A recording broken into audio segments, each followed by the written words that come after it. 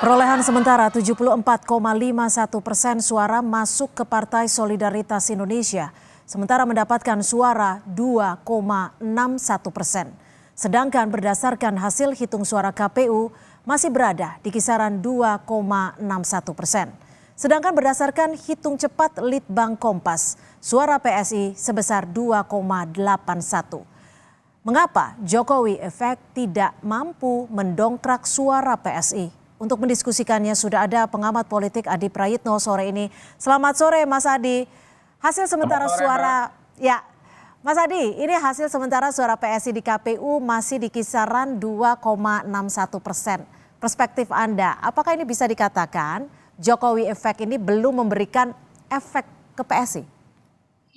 Ya, saya kira memang banyak variabel yang bisa menjelaskan kenapa PSI misalnya diprediksi tidak akan lolos di parlemen di 2024. Pertama, publik menengarai ini karena memang tidak mampu mengkonversi efek dari Jokowi yang memiliki approval rating yang cukup tinggi. Artinya identifikasi PSI dengan Jokowi itu telat dilakukan. Karena kalau kita lihat secara umum baru 3 bulan PSI itu mengidentikan dirinya dengan dengan Jokowi. Kita lihat atribut-atribut yang sering dipasang oleh teman-teman PSI kan sangat identik dengan Jokowi. Misalnya Jokowisme, misalnya orang menyebut yang tegak lurus dengan Jokowi ya pilihlah PSI. Partai Jokowi adalah PSI dan seterusnya dan seterusnya. Tapi karena jarak waktu untuk melakukan kampanye cuma sekitar 3 bulan, jadi masyarakat yang merasa kenal, merasa puas dengan Jokowi terlambat untuk mengetahui sebenarnya PSI itu adalah bagian dari Jokowi. Itu yang pertama, Mbak. Yang kedua, harus diakui PSI ini kan adalah partai politik yang relatif baru, di mana jejaring dan mesin politiknya ini kan tidak terdistribusi secara merata.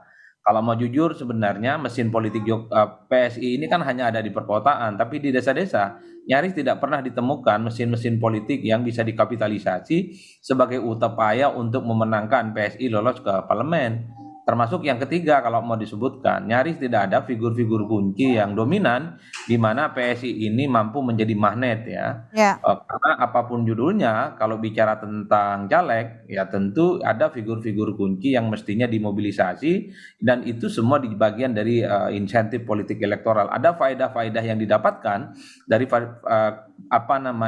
dari mobilisasi figur-figur utama itu. Karena memang dalam banyak hal gitu partai politik kita ini kan menitik beratkan pada figur kunci. Misalnya kalau melihat PDIP itu kan terah politiknya Soekarno, ada faktor Megawati dan soal itu saya harus kita katakan ada faktor Jokowi juga.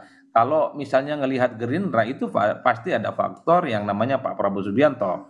Kalau melihat Partai Demokrat itu ada faktor yang disebut dengan Pak SBY. Di PSI belum ada figur yang teridentifikasi yang itu bisa menjadi magnet di mana PSI itu memiliki pelabuhan politik yang cukup. Tapi gini Mas Adi, kalau dibilang tidak ada figur, ini kan sudah ada Kaisang Pangarep yang juga putra dari Joko Widodo. Apakah ini tidak cukup untuk membentuk bisa dikatakan membentuk kekuatan di PSI itu sendiri? Ya, Kaisang itu bukan Gibran yang tingkat popularitasnya bisa dikenal secara umum. Kalau kita bicara dua hal, PSI dan Kaisang ini kan popularitasnya baru sekitar 30-40%. Inilah yang menurut saya menjadi persoalan yang cukup serius. Publik satu tidak terkonfirmasi dengan PSI, tidak terkonfirmasi dengan Kaisang yang popularitasnya rendah sekalipun ia adalah anaknya presiden. Oleh karena itu wajar kalau kemudian PSI ini kalah populer ya, kalah disukai dibandingkan dengan partai-partai yang lain. Oleh karena itu saya melihat sejak awal PSI itu the one and only hanya menggantungkan masa depan politiknya lolos ke parlemen di 2024 pada tuah yang akan diberikan oleh Pak Jokowi, tentu melalui approval rating yang cukup tinggi. Ini yang sepertinya gagal betul dibaca oleh teman-teman PSI. Apa yang gagal dibaca bahwa elektabilitas Pak Jokowi, tingkat kepuasan kinerja terhadap Jokowi itu tidak otomatis bisa dikonversi sebagai sebuah elektabilitas gitu ya. Ini yang saya kira memang harus menjadi catatan di mana PSI menurut saya dibandingkan dengan yang lain kalau bicara tentang atribut dan sosialisasi ini relatif lebih masif dibandingkan dengan yang lain. Tapi itu tadi bicara tentang pileg butuh kerja-kerja politik yang masif, butuh kerja-kerja politik yang agresif, butuh kerja-kerja politik yang sebenarnya bisa dirasakan langsung oleh rakyat. disitulah pentingnya mesin politik, disitulah pentingnya caleg yang Meskipun ada tagline tegak lurus bersama Jokowi dan bahkan di setiap baliho itu banyak dipasangkan dengan figur ataupun foto Jokowi. Ya betul, tapi kalau itu gagal diterjemahkan, dikonversi menjadi suara, kan sama saja itu bohong.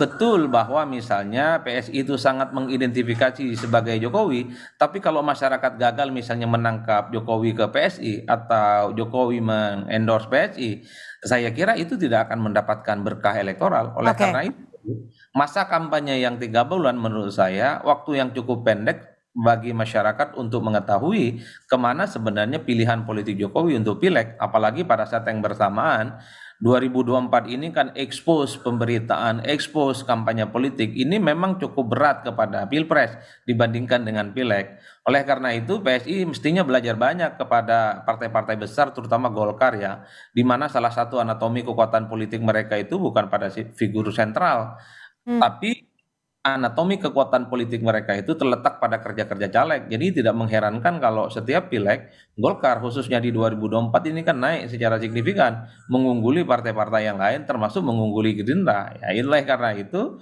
PSI ini harus jadi pelajaran penting kalau ingin lolos di parlemen untuk 5 tahun yang akan datang. Tak ada lain dan tak ada cerita. Mereka harus kerja keras. Tak boleh lagi misalnya menggantungkan masa depan politik mereka pada figur-figur yang sebenarnya bukan PSI banget. Harus diakui Jokowi itu bukan Oke. PSI. Harus Hmm. diakui Jokowi itu per hari ini publik melihat masih bagian dari PDIP. Baik, terima kasih pengamat politik Mas Adi Prayitno sudah bergabung bersama kami di Kompas Petang. Selamat sore Mas Adi. Selamat sore Mbak.